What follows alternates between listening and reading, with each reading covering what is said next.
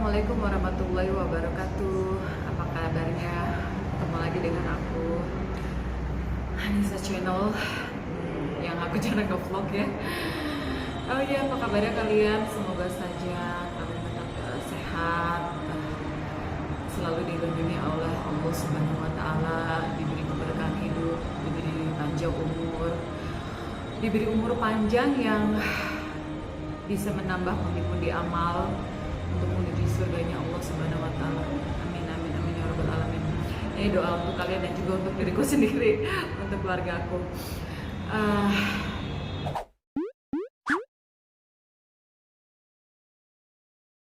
Kemarin aku lihat ya, aku memang senang lihat-lihat di YouTube.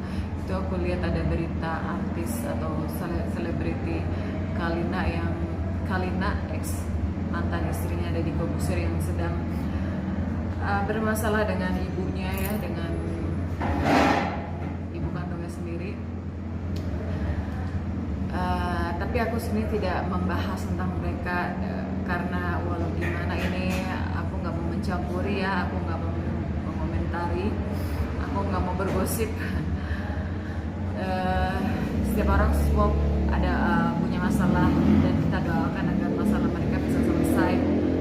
Siapapun yang bersalah, ya karena semua manusia itu pasti punya salah ya kan, entah keduanya atau gimana. Kita doakan saja semoga masalah mereka bisa segera terselesaikan secara baik. Tapi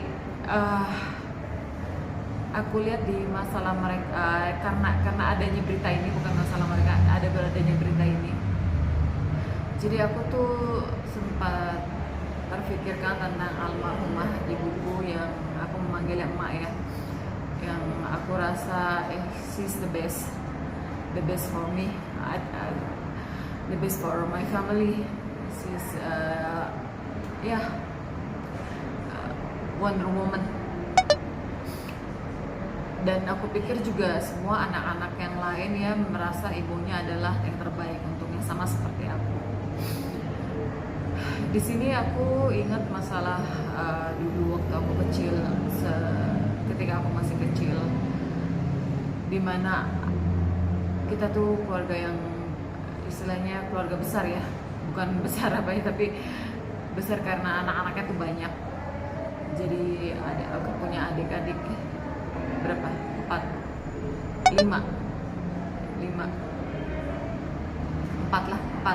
karena kakakku satu, semua kita 6 orang. Jadi aku punya adik-adik 4 yang kecil-kecil ya, kita semua anak-anaknya semua 6. Dan dengan perjuangan kedua orang tuaku, ibu bapakku, kita semua bisa hidup ya, walaupun kita kekurangan, hidup kita kekurangan, tapi kita bahagia. Kita punya orang tua yang sangat menyayangi, yang mau berusaha untuk mencukupi kebutuhan kita, walaupun ya hidup dengan apa adanya. Dan di sini aku lihat ibuku sangat berjasa, begitu juga bapakku. Tapi di sini aku ingin membicarakan hal yang intinya adalah masalah ibu. Setelah aku punya anak dan aku akhirnya bekerja, aku alhamdulillah diberikan rezeki lebih sehingga aku bisa membiayai kehidupan keluarga. Aku bisa membantu, bukan memberikan kehidupan, yang sekarang yang memberikan kehidupan itu hanya Allah Subhanahu wa Ta'ala. Dan akhirnya karena atas izin Allah mempercayakannya kepadaku, aku bisa membantu keluargaku, bisa memberi nafkah untuk kedua orang tuaku, untuk adik-adikku bersekolah, walaupun ya pas-pasan ya, bukan nafkah yang berlebihan. Aku hanya bisa memberi makan, sandang pangan yang ala kadarnya, tapi aku mempunyai ibu yang sangat luar biasa karena dia merawat anakku, dan aku jarang bisa menemuinya karena aku terlalu sibuk untuk bekerja. Aku memfokuskan diri untuk mencari uang karena aku tahu kalau aku tidak fokus mencari uang maka keluarga aku akan aku nggak tahu apa jadinya ya kan. Jadi aku fokus mencari uang sehingga cita-citaku aja dulu aku ingin kuliah aku kubur dalam-dalam.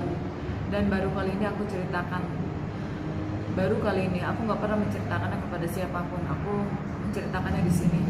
Aku dulu pengen banget kuliah, tapi saat itu adik-adikku juga kuliah, jadi aku pikir udahlah aku pendam aja cita-citaku ini, karena walaupun gimana aku juga udah tua ya kan. Sebenarnya belum tua banget, waktu itu aku masih umur 20-an, tapi aku memikirkan kalau aku kuliah maka aku kurang fokus untuk mencari duit. Mungkin karena aku pikir kalau aku kuliah aku kurang fokus mencari duit, aku nanti tidak maksimal untuk mendapatkan uang untuk keluarga aku, sedangkan yang aku biayai itu 8 orang ya kan, kedua orang tua aku, anak-anakku dan adik-adikku. Jadi aku pikir ya udahlah, mending aku fokus mencari duit, aku kubur dalam rasa keinginanku, cita-citaku untuk kuliah lagi. Ya udah, akhirnya aku nggak kuliah. Dan aku jarang juga bisa menemui mamaku, jarang bisa menemui anakku, jarang bisa menemui adik-adikku, kakakku alhamdulillah dia udah mandiri ya. Tapi kan walaupun gimana kakakku belum bisa membantu sepenuhnya. Jadi aku merasa aku ada diberi kelebihan rezeki, akulah yang bertanggung jawab. Dan aku merasa bersalah karena aku kurang bisa memperhatikan mereka bisa menemui mereka secara rutin. Tapi ya aku bersyukur juga ibuku tidak menuntut. Dia tahu kan aku berusaha untuk keluarganya, maka dia tuh tidak pernah menuntut. Bahkan dia tuh selalu mensupport aku. Dan kalau aku pulang, dia tuh tahu anaknya dalam keadaan capek. Walaupun anaknya jarang pulang, dia tahu aku tuh kerja untuk mereka. Dan adik-adikku juga, adik-adikku tuh sangat mensupport aku. Mereka tahu, makanya ingin agar adik-adiknya bisa kuliah. Walaupun aku dulu ngasih sangat dikit ya, aku ngasih apa adanya, tapi mereka merasa bersyukur aku mempunyai adik-adik yang luar biasa, mempunyai kakak yang luar biasa juga yang mau mensupport aku. Keluarga aku sungguh luar biasa, sungguh luar biasa. Allah memberikan aku keluarga yang sangat-sangat mau mensupport aku dan mencintai aku mencintai aku dan menolong kehidupan aku dengan adanya menolong anakku juga, merawat anak-anakku. Dan ya, aku hanya memberikan apa adanya kepada ibuku, memberikan ya sandang pangan, listrik, kebutuhan rumah, apa segala macam. Tapi aku tidak bisa memberikan lebih. Dan ibuku tuh tidak pernah menuntut, tidak sama sekali menuntut. Adik-adikku juga tidak sama sekali menuntut. Tapi mungkin anakku aja yang sedikit, karena waktu itu ya dia masih kecil, dia terlalu banyak menuntut. Tapi akhirnya bisa mengerti lah ya. Ya mudah-mudahan hatinya bisa terbuka. Dan ya aku hanya ingin bercerita ini karena aku merasa berterima kasih kepada almarhumah ibuku yang sangat luar biasa mensupport aku, yang tidak pernah menuntut. Yang aku lihat di orang tua lain yang mungkin menuntut anaknya lebih, tapi orang tuaku enggak. Orang tuaku tidak pernah menuntut lebih. Dia tahu anaknya berusaha semaksimal mungkin untuk mereka. Dia tahu anaknya benar-benar ingin membahagiakan mereka, membahagiakan kedua orang tuaku, membahagiakan adikku, membahagiakan anak-anakku. Dia tahu kekurangan aku, maka dengan mereka menerima kekurangan aku, dengan menutupi dengan rasa kasih sayang yang mereka berikan kepada aku, ya dengan kekurangan, bisa menjenguk mereka sering mungkin dengan kekurangan, bisa berkomunikasi dengan mereka sesering mungkin. Karena dulu ya kita punya kebiasaan mungkin di keluarga kita, kalau kita tidak bertemu langsung kita tidak berkomunikasi, dan itu ya aku masih ke bawah sampai sekarang. Jadi ya ini hal yang mesti aku hapus, karena walaupun gimana sekarang udah zamannya teknologi yang gampang berkomunikasi, kita harus bisa sering-sering berkomunikasi melalui telepon, karena semuanya sangat mudah dan sangat murah ya kan untuk berkomunikasi, baik hanya suara ataupun dengan video ya.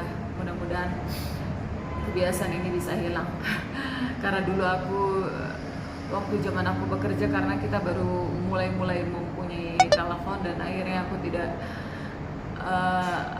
jarang banget bisa teleponan dengan mereka gitu loh, karena yang di keluarga juga waktu itu juga masih jarang tidak punya telepon, dan mulai punya telepon pun akhirnya ya kita, karena kita jarang jarang memegang gadget ya, akhirnya jarang bisa teleponan. Jadi kita hanya komunikasinya hanya kalau kita ketemu. Nah itu aja sih pengalaman aku dulu ya. Aku mempunyai orang tua yang luar biasa, almarhum dan almarhumah ibu bapakku ya. Aku doakan, aku kirimkan mereka Al-Fatihah. A'udzu billahi minasy syaithanir rajim. Bismillahirrahmanirrahim. Alhamdulillahi rabbil alamin. Ar-Rahmanir Rahim. Maliki yaumiddin. Iyyaka na'budu wa iyyaka nasta'in. Ihdinas siratal mustaqim. Siratal ladzina an'amta 'alaihim ghairil maghdubi 'alaihim